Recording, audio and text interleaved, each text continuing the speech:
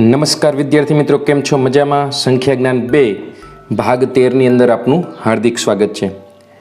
વિદ્યાર્થી મિત્રો, આપણે અગાઉના સંખ્યા જ્ઞાન 1ના 12 વિડીયો અને સંખ્યા જ્ઞાન 2ના અગાઉના 12 વિડીયો જોઈ ગયા છીએ. આ 13મો ભાગ છે. આની અંદર જોડામૂળ એવો શબ્દ પ્રયોગ આવ્યો છે. તો આ જોડામૂળ શું છે? મૂળ એટલે કે અવિભાજ્ય સંખ્યા. હવે અવિભાજ્ય સંખ્યા બે અવિભાજ્ય સંખ્યા વચ્ચે તફાવત જો બેનો રહેતો હોય તો એ બંને સંખ્યાઓને જોડામૂળ સંખ્યા કહેવામાં આવે છે. અથવા તો જે બે ક્રમિક અવિભાજ્ય સંખ્યાઓ વચ્ચેનું અંતર બેનું હોય તો તે બંને સંખ્યાઓને જોડામૂળ કહેવામાં આવે છે. ઉદાહરણ તરીકે આપણે જોઈએ, અહીંયા જોડામૂળ માટે એક શબ્દ પણ વાપર્યો છે, જોડિયા. આ પણ ખાસ ધ્યાનમાં રાખજો, જોડિયા સંખ્યા પણ કહેવામાં આવે છે. એટલે કે અહીંયા જોઈ શકો છો 3 ને 5, તો 3 અને 5 આ બંને વચ્ચે ગેપ કેટલો છે? 2નો. એટલે આને જોડામૂળ સંખ્યા કહી શકાય. એવી રીતે આપણે બીજું લઈએ, 41 અને 43. 41 અને 43, તો આ બંને વચ્ચેનું અંતર પણ 2નું છે. એટલે કે 41 થી 43 વચ્ચે એક ગેપ આવે છે. એટલે કે 3 માંથી 1 જાય તો 2 વધે, 5 માંથી 3 જાય તો 2 વધે. તો આ પ્રકારે તમે અંતર ઉપરથી 2નો તફાવત નીકળે એ બધી સંખ્યાઓ ખાસ ધ્યાનમાં રાખવાનું છે. બધી સંખ્યા અવિભાજ્ય હોવી જોઈએ. અવિભાજ્ય સંખ્યામાં જોડામૂળ શબ્દ પ્રયોગ કરવામાં આવ્યો છે. એટલે કે જે બે અવિભાજ્ય સંખ્યા વચ્ચે અંતર 2નું હોય, તફાવત 2નો હોય, એ જ બધી સંખ્યાઓને જોડામૂળ સંખ્યા કહી શકાય. ચાલો આગળ વધીએ. સમૂળ સંખ્યા કોને કહેવાય? તો બે સંખ્યાઓ જેનો સામાન્ય વિભાજક 1 હોય તો તે સંખ્યાઓને સમૂળ અથવા તો સાપેક્ષ મૂળ સંખ્યા કહી શકાય. દાખલા તરીકે 7 છે તો 7નો સામાન્ય વિભાજક 1 આવે, અને 8માં પણ 4 દુ 8 અને 1 2 2, એટલે એનો પણ 1 આવી શકે. તો બંનેનો સામાન્ય વિભાજક 1 થાય છે, અન્ય કોઈ થતું નથી. તો માટે આ બંને સંખ્યા છે એ સમૂળ સંખ્યા કહી શકાય. તો આ બાબત ખાસ ધ્યાનમાં રાખવાની છે. એવી જ રીતે બે પ્રાકૃતિક સંખ્યાઓનો ગુસ્સા 1 થતો હોય, સામાન્ય ગુસ્સા, તો એ સંખ્યાઓને પણ સમૂળ સંખ્યા કહી શકાય. વિદ્યાર્થી મિત્રો, બરાબર સમજી લેજો. અહીં 7 અને 8ની વાત છે. 7 છે એના ભાગ પાડીએ તો 1 સત્તા 7, 8ના ભાગ પાડીએ તો 2 ચોક 8, અને 4ના ભાગ પડે 1 2 2. તો આમાં પણ કોમન 1 નીકળે છે, ગુસ્સા સામાન્ય. એટલે 1 છે એ બંનેનો સામાન્ય વિભાજક છે. માટે આ બંને સંખ્યાઓને સાપેક્ષ મૂળ સંખ્યા પણ કહી શકાય અથવા સમૂળ સંખ્યાઓ પણ કહી શકાય. આ ખાસ ધ્યાનમાં રાખવાનું છે. આવ્યું છે સૌથી નાની વિભાજ્ય જેના ભાગ પડે છે એવી સંખ્યા કઈ? તો આપણે તરત જ જવાબ ધ્યાનમાં આવી જશે. 4 છે એ સૌથી નાની વિભાજ્ય સંખ્યા છે.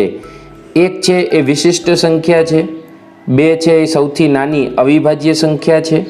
તો સૌથી નાની વિભાજ્ય સંખ્યા છે એ 4 છે. ચાલો આગળ વધીએ. તમને પ્રશ્ન કરવામાં આવ્યો છે 2 થી 100 સુધીમાં આવતી કુલ વિભાજ્ય સંખ્યાઓ કેટલી? તો 2 થી 100ની અંદર અવિભાજ્ય સંખ્યા 25 આવે છે. આ 25 છે એ 2 થી 100માં 25ને બાદ કરીએ, 1 થી 100માં 25ને બાદ કરીએ તો 75, એમાંથી 1 કાઢી નાખીએ તો 74 સંખ્યા વિભાજ્ય સંખ્યા ગણાય. બરાબર સમજો. 74 શું કામ? કારણ કે આપણે 2 થી 100નું કીધું છે. 1 છે એ વિશિષ્ટ સંખ્યા છે, એ નીકળી જશે. એટલે 2 થી 100ની 99 સંખ્યા થાય. 99માંથી 25 સંખ્યા છે એ અવિભાજ્ય છે, અને બાકીની 74 વધી તો એ વિભાજ્ય સંખ્યા ગણાય. આ ધ્યાનમાં રાખજો. ચાલો આગળ વધીએ.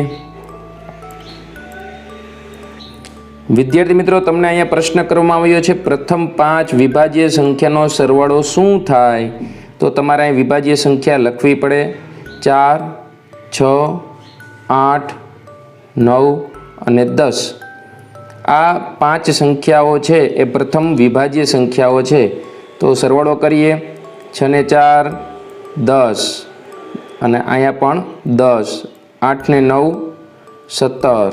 તો 10 ને 20 ને 30 ને 7 37. એટલે સરવાળો થશે 37. તો આપણો જવાબ છે 37 ગણાય.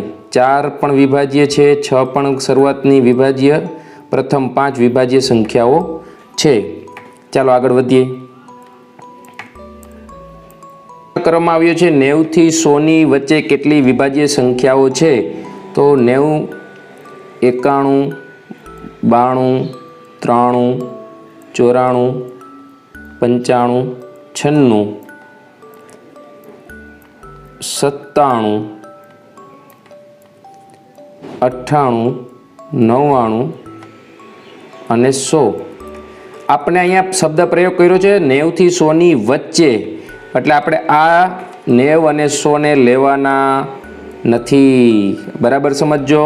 શબ્દ પ્રયોગ કર્યો છે 90 થી 100 ની વચ્ચે.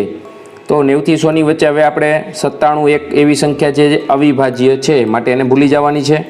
બાકીની સંખ્યાઓને આપણે ગણીએ તો 1, 2, 3, 4, 5, 6, 7 ને 8. તો આપણો જવાબ છે 8 ગણાશે. વિભાજ્ય સંખ્યાઓ 90 થી 100 ની વચ્ચે. બરાબર શબ્દ પ્રયોગ સમજો. 90 થી 100 માં કીધું હોત, વચ્ચે શબ્દની જગ્યાએ 90 થી 100 માં, તો આપણે 90 અને 100 ને પણ ગણવા પડત. બરોબર. આ બાબત ખાસ ધ્યાનમાં રાખવાની છે. અહીંયા આપણે શબ્દ પ્રયોગ કર્યો છે 90 થી 100 ની વચ્ચે, એટલે આપણે વચ્ચેની સંખ્યાઓ જ લેવી પડે. ચાલો આગળ વધીએ. આવ્યો છે આપણને નીચે પૈકી મિશ્ર સંખ્યાઓ કઈ છે, એટલે કે વિભાજ્ય સંખ્યા કઈ છે? તો વિદ્યાર્થી મિત્રો 97 છે એ અવિભાજ્ય સંખ્યા છે, માટે એ આવશે નહીં. આમાંથી વિભાજ્ય હોય, જે ભાગ પડી શકતા હોય એવી સંખ્યા આપને ધ્યાનમાં આવે છે 117, કારણ કે 13 કના પાડામાં આવે છે, 13 9 117.